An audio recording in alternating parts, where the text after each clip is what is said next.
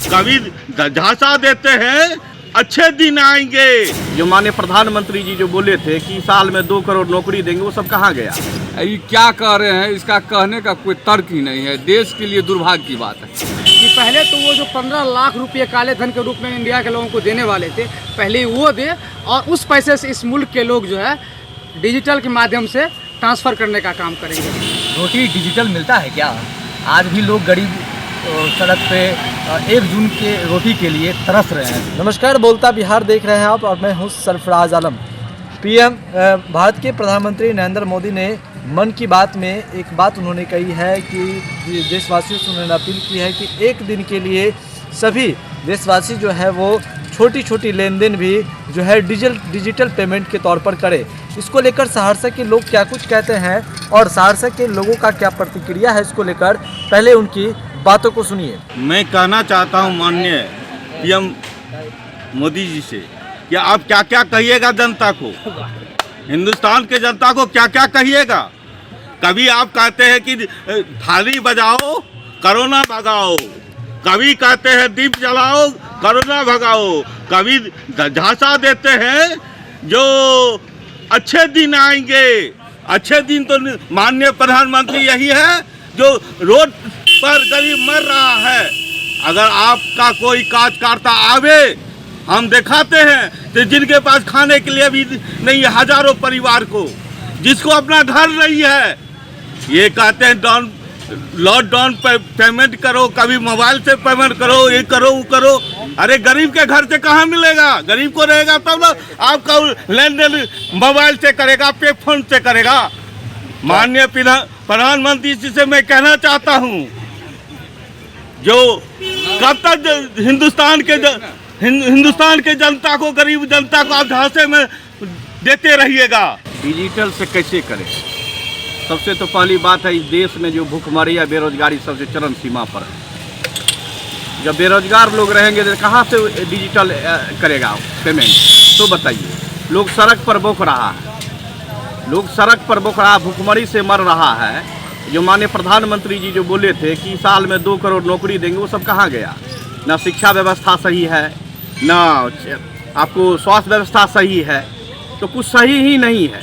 ये जितने भी बोला जा रहा है प्रधानमंत्री के द्वारा, ये जुमलेबाजी के द्वारा बोला जा रहा है। ठीक है, लोगों को ठगने का काम किया जा रहा है, कहीं सरजमीन पर कहीं कुछ नहीं। मैं आदरणीय प्रधानमंत्री जी से मैं पूछना चाहता हूँ कि आपके रीजन में जो 8 साल हुआ है, आपका क्या तरक्की है? कितने विश्वविद्यालय बना है, कितने जो है यूनिवर्सिटी बना है, कहाँ कहाँ बना है, कई गो हॉस्पिटल खोले हैं? आप तो सारा चीज़ आप तो बेचने का काम कर रहे हैं। एयरपोर्ट बेच दिए, हवाई जहाज बेच दिए, सारा सीट रेलवे बेचने जा रहे हैं। और जो आरक्षण जो दिया गया था बाबा साहब के संविधान के द्वारा, उनको भी आप हटाने की कोशिश कर रहे हैं निजीकरण के द्वारा। तो लोग कहाँ से डिजिटल पेमेंट करेंगे, पर ये बताइए आप। देखिए, ये तो लॉलीपॉप है उनका, और हम समझते हैं कि ये जो देश में जो है गिरवी रखना चाहते हैं, और देश को ये बेचने वाला ये लॉलीपॉप,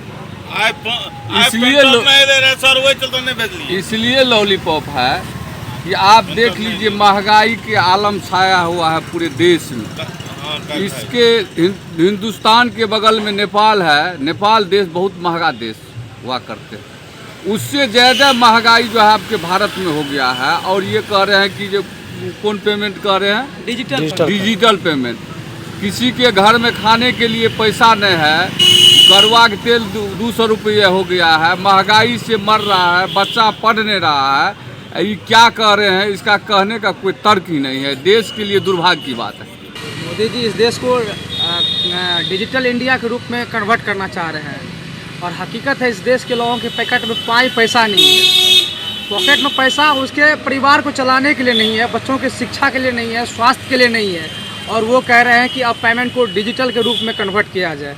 तो मुझे लग रहा है कहीं ना कहीं मोदी जी की एक बड़ा लिफाफा और उसकी एक बड़ी जुमलेबाजी ये भी है कि पहले तो वो जो 15 लाख रुपये काले धन के रूप में इंडिया के लोगों को देने वाले थे, पहले वो दे और उस पैसे से इस मुल्क के लोग जो है डिजिटल के माध्यम से ट्रांसफ़र करने का काम करेंगे। तो मैं मोदी से यही आग्रह करता हूं कि वो ब्लैक मनी जो आप ला के विदेश से देने वाले थे वो दे दीजिए, क्योंकि अकाउंट में पैसा रहेगा नहीं तो डिजिटल फिर पेमेंट कैसे होगा? दूसरा- स्वाभाविक सी बात है कि देश में रोजगार है नहीं, और रोजगार के बगैर पैसा आएगा नहीं, तो पैसे अगर पैसे नहीं रहेंगे खाते में तो फिर ट्रांसफर कैसे होगा। दूसरा सवाल है गृह मंत्री अमित शाह ने पीएम मोदी ने कहा है कि पीएम मोदी जो है भारत को 2047 तक जो है दुनिया का नंबर 1 बनाने का लक्ष्य रखा है। इसको लेकर क्या कुछ कहें? देखिए बीजेपी का ये जो है स्टैंड रहा है कि इस देश के लोगों को दिग्भ्रमित करके वोट ले लेना है और सत्ता में बने रहना है। पहले तो वो 2025 तक लक्ष्य रखे थे, अब उसका लक्ष्य धीरे धीरे बढ़ता जा रहा है। अब 2047 की बात करने लगे। इसका मतलब है कि 2047 तक बीजेपी के लोगों को वोट दीजिए और सरकार में उसको बना के रखिए। ये बड़ा जुमलाबाजी है और मुझे लगता है कि इस देश को समृद्ध करने के लिए इस देश के लोगों को अब सत्ता के खिलाफ आवाज़ उठाना चाहिए और बीजेपी को हटाने की ज़रूरत है। मेरा मानना है कि बीजेपी इस देश के लोगों का कायाकल्प नहीं कर सकता है, क्योंकि वो बयानबाजी में विश्वास रखता है। हाल में अमित शाह जी हमारे बिहार आए बाबू वीर कुंवर सिंह जयंती के अवसर पर, और आपको पता होना चाहिए लाखों करोड़ रुपया उस एक दिन के महोत्सव में उन्होंने खर्च किया। शायद वह पैसा अगर बिहार के विकास में कहीं ना कहीं लगाया जाता तो वो बेहतर होता। से मेरा आग्रह रहेगा, रोटी डिजिटल मिलता है क्या? आज भी लोग गरीब सड़क पे 1 जून के रोटी के लिए तरस रहे हैं। गांव घर जब जाइएगा आप, 60% लोग आज भी भूखा है। कल क्या खाएगा आज उसके लिए सोच रहा है। तो जब रोटी ही नहीं मिल रहा है हमें डिजिटल, तो क्या डिजिटल ज़माना कहाँ से आएगा? पहले रोटी तो खिला दीजिए हमको, तब फिर डिजिटल करिएगा। इस बयान को लेकर क्या कहेंगे? एकदम विरोध करते हैं हम इसका। सबसे पहले तो जो हमारा अधिकार है, कपड़ा, रोटी, कपड़ा, मकान, वो तो मिल जाए। जेब में पैसा रहेगा तब ना। मोदी जी कह रहे हैं कैशलेस, तो कैश रहबे नहीं करेगा, मतलब आप कह रहे हैं कि पैसा रहने ही नहीं देंगे आपकी जेब में। यही आपका सोच है मोदी जी का, कैश रहने ही नहीं देंगे आपके पास, कैशलेस हो जाइए, पैसा रहेगा ही नहीं आपको। तो आपने सुना क्या कुछ जो सहरसा के लोग हैं वो क्या कुछ कह रहे हैं। उन्होंने जमकर जो पीएम नरेंद्र मोदी है उन पर जमकर भड़ास निकाला है और कई गंभीर आरोप उन्होंने लगाया है। उन्होंने साफ तौर पर, जो सहरसा के लोग हैं उन्होंने साफ तौर पर कहा है कि जो वादा पीएम नरेंद्र मोदी ने जो वादा किए थे चुनाव के समय में कि हर एक के खाते में 15 लाख रुपये डाले जाएंगे, तो पहले वो वादा पूरा करें और फिर डिजिटल के बारे में सोचे। साथ ही साथ सहरसा के लोगों ने ये भी कहा है कि अभी किन्हीं के घर में खाने को पैसे नहीं है तो डिजिटल के तौर पर पेमेंट कैसे किया जाए। रोटी के लिए लोग तरस रहे हैं और सरकार जो है वो डिजिटल की ओर जा रही है और डिजिटल के माध्यम से पेमेंट करने को कहा जा रहा है। तो नरेंद्र मोदी के द्वारा जो बात बोली गई है, ये मन की बात पर जो इन्होंने इस तरह की बात कही है, इसको लेकर सहरसा के लोगों ने जमकर जो है पीएम पर जमकर भड़ास निकाला है। अगर आपने हमारे YouTube चैनल को सब्सक्राइब नहीं किया है तो जल्द सब्सक्राइब कर ले।